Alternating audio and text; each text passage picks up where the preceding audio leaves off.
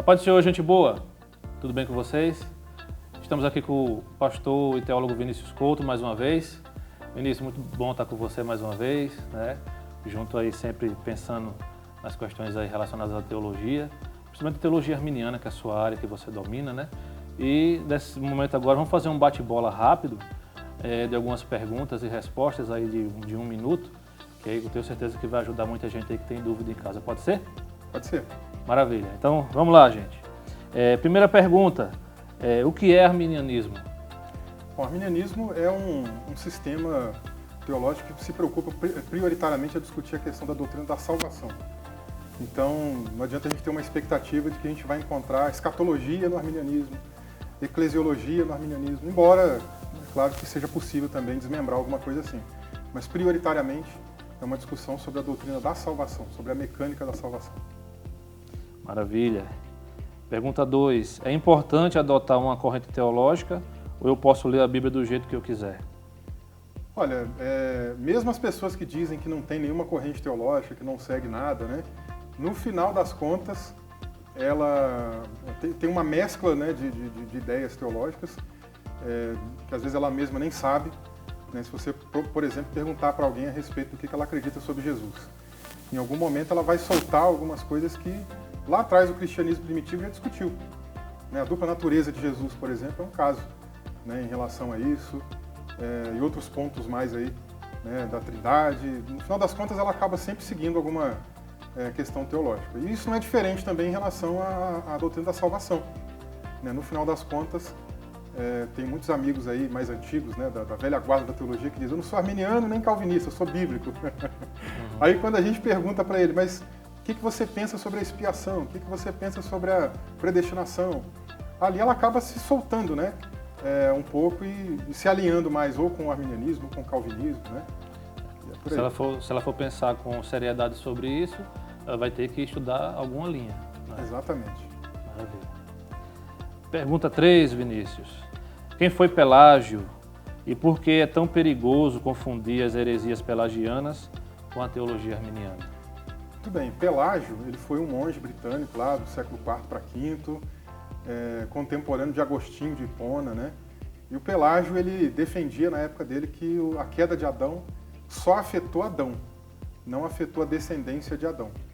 Então, sendo assim, os descendentes de Adão nascem com a imagem de Deus intacta, né, e com o arbítrio também intacto. De maneira que se a pessoa quiser ser salva, ela só depende dela mesma. Porque Deus já teria, em tese, dado, né, todas as ferramentas que a pessoa precisa. E outro agravante também em relação a isso é a visão que Pelágio tem da bondade do homem, né, não só em relação ao arbítrio para se auto-salvar, digamos assim, como também a bondade para viver em santidade. Ele dizia que se alguém quiser ser santo o resto da vida, viver sem pecar, a pessoa consegue. Tá certo. Só um adendo. Você tem mais ou menos assim um chute, né? Os arminianos no Brasil, eles realmente são arminianos ou entra aí uma influência pelagiana que eles nem conseguem perceber? Não, então, aí eu até aproveito para retomar a pergunta anterior, né? Porque você comentou ali do perigo de relacionar isso com o arminianismo, né? Então, aí ajuda a responder essa nova pergunta que você fez. Porque, na verdade, a Armínio não tem nada a ver com o pelagianismo. A Armínio acredita no pecado original, tanto quanto o Agostinho. Tem um texto de Armínio, que eu vou parafrasear aqui, né, que ele fala assim: ó, neste estado caído, o arbítrio do homem não está apenas ferido, caído, machucado, está perdido, né, destruído. Então, o Armínio mesmo, ele faz questão de mostrar, né, que realmente a perspectiva dele de livre-arbítrio para as questões espirituais não existe, né, foi perdido mesmo com a queda de Adão. E aí a gente olha para a realidade da igreja brasileira. Na prática, eu não diria que muita gente seja pelagiana. Eu diria que na prática elas têm uma afinidade mais próxima com o semi-pelagianismo do que com o pelagianismo. Mas isso por uma questão inconsciente, por uma falta de estudo mesmo, né? Porque na medida que a gente vai entendendo o que é pecado original de verdade, a gente vai corrigindo esses erros.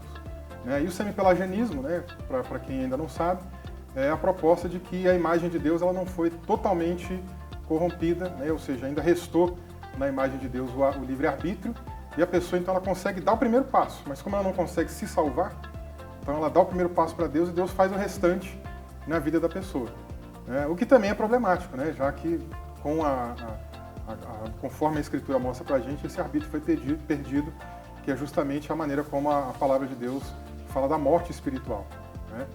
Então, eu diria que a maioria dessas denominações brasileiras aí que não são de tradição calvinista, talvez elas se aproximem mais do semi-pelagianismo por falta de conhecimento mesmo. Entendi. Maravilha, Vinícius. Próxima pergunta aqui. Existe diferença entre o arminianismo e o wesleyanismo? Olha, existem algumas ligeiras diferenças, né? Ambos são sistemas também arminianos, né? Só que a gente costuma falar de um arminianismo clássico, que é aquele que segue mais ali o pensamento de Armínio, que vem aí na pegada, né, dos primeiros remonstrantes, que tem outros remonstrantes que vieram depois que, digamos assim, se desvincularam bastante de Armínio, né? Então, o arminianismo clássico seria isso daí, esses primeiros. E o arminianismo wesleyano é um desdobramento que faz uma releitura da eleição, né? Por exemplo, ela prefere a eleição do ponto de vista corporativo, né, primeiro, para depois recair sobre a individualidade, enquanto o arminianismo clássico, ele olha da individualidade para o organismo, para o corporativo, né? Nós temos aí também a questão do modus operandi da graça preveniente, né, enquanto no arminianismo clássico, até por uma proximidade maior com a teologia reformada, a graça de Deus se manifesta quando a gente prega o evangelho. Na visão wesleyana, ela na verdade atua com maior antecedência, inclusive já desde quando a criança nasce ali, né, nós já temos a ação da graça de Deus atuando no indivíduo, né? E a visão de santificação também. A gente tem, por exemplo, o próprio Armínio já partindo para a proximidade do que John Wesley depois veio a defender como perfeição cristã, que não é perfeccionismo cristão, é uma coisa diferente da outra, mas Armínio já falava da possibilidade de perfeição assistido pela graça, inclusive acompanhando o pensamento de Agostinho em relação a isso, né? Agora, o Wesley, ele vai um pouco mais além na ideia da perfeição cristã, porque ele bebe nos pais gregos, né, do período lá do início da era cristã. Então essa é uma outra diferença também um pouco mais incisiva, que leva inclusive para um outro desdobramento importante do aspecto wesleyano, que é em relação à questão social do evangelho. A ideia de Wesley de restauração da imagem de Deus, né, o vínculo com a teoses lá dos pais gregos, né, acaba levando aí a uma noção de ação no mundo mais impactante do que o modo como o Armínio também defendeu no seu tempo. Mas tudo isso também é fruto da época, né? Entendi. O Wesley já está no século XVIII, Sim. Numa sociedade um pouco mais avançada, discutindo questões iluministas, né? E Armínio ainda está na transição para a modernidade, né? No século XVI para XVII. Entendi. E a questão da importância de John Wesley para os avivalistas e, vamos dizer assim, pentecostais em geral, né? Qual a importância de John Wesley? Olha, John Wesley, a gente costuma até brincar que ele é o avô do pentecostalismo. Porque, o que acontece? O Wesley, ele é aquela pessoa que pega muito daquela teologia mais acadêmica, e vale lembrar que o Wesley foi realmente um acadêmico, né? Inclusive, ele foi professor de lógica da Universidade de Oxford, né? E fora outros materiais importantes que ele produziu. Wesley era formado no que hoje seria medicina, para a gente ter ideia, né? Escreveu até um livro de medicina, que foi o material mais vendido dele, inclusive, né? Foi isso. Tem material dele de física, né? Relacionado aí a questões importantes que depois foram desenvolvidas e tal. Então ele era um cara acadêmico, mas que sabia lidar com a realidade dele, né? Com a realidade daquele mundo ali e, digamos assim, facilitar essa mensagem para as pessoas. Então a visão dele de evangelização, aquela famosa frase dele, o mundo é minha paróquia, por exemplo, ela tem muito a ver com isso, né? De enxergar o ministério pastoral, o ofício pastoral, muito mais do que fechado em quatro paredes de uma paróquia, né? Mas levar realmente isso para o mundo inteiro. E o Wesley é um cara que agrega na sua teologia ainda um outro item, que a gente volta lá nos métodos teológicos anteriores, né? Por exemplo, o trilátero luterano, o trilátero do Richard Hooker, e a gente pega o Wesley, a gente tem um acréscimo da experiência, né? Não é o Wesley quem inventou a terminologia quadrilátero wesleyano, isso é uma coisa do século XX, mas a gente tem o Wesley, por exemplo, escrevendo lá um livro dele chamado Pecado Original Analisado na Escritura, Razão e Experiência. Ele não coloca lá tradição, mas ele cita Agostinho dezenas de vezes, né? Então ele lida com a tradição lá também. Então a gente já tem um quadrilátero ali atrás, né? E a experiência, principalmente, que ele bebe bastante do filósofo John Locke para desenvolver a ideia de experiência, empirismo, né? Ele desenvolve muito isso daí. E esse um dos eixos principais que levam a importância depois aí para o pentecostalismo. Ele, o John Fletcher, que foi um amigo e contemporâneo, também desenvolve. Inclusive o John Fletcher, ele é até mais pai do pentecostalismo que John Wesley, no sentido de já defender o batismo com o Espírito Santo, segunda bênção, segunda obra da graça, coisas que John Wesley não exatamente chegou a defender. Mas o amigo dele, do metodismo, John Fletcher, já defendia na mesma época. Entendi. Estou interessado, é uma pergunta, né? Estou interessado em conhecer mais sobre teologia de Armínio e Wesley. Onde posso encontrar bons recursos? Quais são as melhores fontes hoje? Legal. Bom, acho que a primeira fonte mais importante são as literaturas, né? Então, hoje a gente tem aí, desde 2013 pelo menos, boas literaturas chegando em português.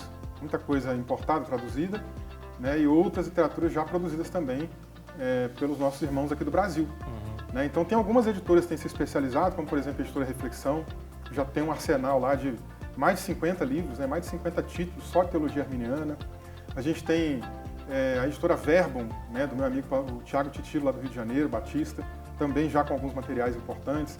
A gente tem a editora Sal Cultural, lá de Maceió, né? De um amigo meu nazareno também, o Eduardo, né? E lá você também vai encontrar muita coisa de literatura, tanto arminiana como especialmente wesleyana, do Movimento de Santidade. A gente tem a CPAD, que tem algumas obras importantes, especialmente as obras de Armínio, né? Que foram traduzidas e publicadas pela CPAD. Desculpa, eu não vou lembrar de outras editoras agora de cabeça, mas hoje tem bastante. Tem um leque gigante aí para poder... Tem muito. Né? E alguns vídeos, né? Tem um canal muito legal, que é o Teologia Arminiana em Vídeos, que é administrado por um amigo meu lá do Ceará, que é o Valdemir. O Valdemir também aí é um arminiano, pentecostal, né? E ele vai pegando aí os vídeos do pessoal e juntando no canal. Legal. Então tem vídeo aí da galera toda que a gente conhece aí dos arminianos, né? Rapaz, que legal. Que ele leva para lá. Às vezes tem vídeo de pregação, palestra, tudo misturado. Então, é um recurso bom. E os caras que vale a pena seguir nessa linha, né? Tem o Bibo, né? Tem o lá que é da Assembleia de Deus. A gente falou sobre ele, sobre os livros dele agora no começo, quando você chegou. Ele é bem novinho, como é o nome dele? O teólogo pentecostal. Ele fala muito sobre pentecostalismo. O Gutierrez. Gutierrez. Tem o Gutierrez. Quem mais você poderia citar? Olha, o Carlos Augusto Esse pessoal Vailate, tá no Instagram, tá no Facebook. Vailate. Carlos Augusto Vailate. Kleber Maia também, lá do Rio Grande do Norte. Deixa eu ver aqui. É que é tanta gente, né? Tem hora que a gente tem que tomar cuidado para não esquecer os irmãos, né? Tem o Zwingli Rodrigues também, Zwingli Rodrigues, sim. Quem mais aqui? Deixa eu ver. O Wellington Mariano também, é uma outra pessoa bacana aí. Ed Hudson, lá do Rio de Janeiro, um amigo meu pentecostal lá da Assembleia de Deus. Gente, eu vou esquecer, vocês me perdoam. E Vinícius Couto, né? Porque assim no papo a gente acaba esquecendo o nome da galera. Não, mas já fizemos uma lista aí feroz, né? Uma lista boa. Gente, uma proposta, vai lá no site da Editora Reflexão, você vai ver lá os autores nacionais, né? Então ali a gente já tem uma ideia da galera que tem produzido aí também. Né? Então tem ali vários nomes que valem a pena. E por último, é feita muita confusão, né, em relação à teologia e à salvação arminiana por falta de conhecimento da mesma. Você poderia explicar de maneira breve o FACTS? Sim. Esse acrônimo, né, FACTS, ele é um acrônimo que foi proposto por um americano chamado Brian Abbassiano. A gente conseguiu fazer uma adequação, né, do FACTS para o português. Então meio que coube tudo ali no acrônimo, né? Então o legal foi isso aí, encaixou bem. Hoje a gente tem outras propostas, né? Tem um outro autor também, que publicou um material pela Reflexão, que ele propõe ali a ideia de um acrônimo um pouquinho diferente. A gente tem o pessoal molinista também propondo ali o acrônimo ROSES, né? Que tenta aí um caminho meio que no meio termo, né? Do calvinismo, do arminianismo e tal. Mas de qualquer maneira, o FACTS é o seguinte: feitos livres pela graça, que seria ali mais a ideia da ação da graça preveniente, né, libertando o arbítrio e tal. A letra A todos a expiação, que traz aí uma proposta, né, da abrangência universal da expiação. A letra C, condicional eleição, né, fazendo esse ajuste aqui para caber no português, né? E aí seria a ideia da eleição realmente acontecendo com base tanto na presciência divina como também na resposta humana, né? Por isso que ela é condicional nesse sentido. A letra T de total depravação, ou seja, a questão do pecado original, né? Da incapacidade espiritual, dos efeitos do pecado original no ser humano. E a letra S, segurança em Cristo, que eu acho até uma nomenclatura mais apropriada do que perseverança dos santos, né? Entendi. Porque perseverança dos santos, ela dá uma conotação de que a gente está lutando o tempo todo pela salvação, né? E segurança, ela traz muito mais a gente para a doutrina da união mística com Cristo, né? E que a gente está seguro enquanto a gente está em Jesus e fecha. Porque aí, Entendi. mesmo aquela pessoa que acredita na possibilidade de apostasia, como a não possibilidade de apostasia, vão concordar com essa ideia da união mística com Cristo, da segurança que a gente tem nele. Maravilha. Vinícius, muito obrigado por sua participação, por sua abertura, né? Sua cooperação sempre está aí acessível, né? Quando a gente te convida, é muito bom poder contar com você, tá? Nós fazemos a ICP, nós temos um feedback muito bom dos nossos pastores, irmãos espalhados por todo o Brasil, que eles gostam muito de quando você vem aqui, é bom que você saiba disso, e você tem cooperado muito com a gente te agradece muito por isso. Amém. Eu que agradeço aí pela confiança, pelo carinho, né? E estou sempre à disposição para servir vocês. Muito obrigado. Amém. Valeu, gente boa. Deus abençoe.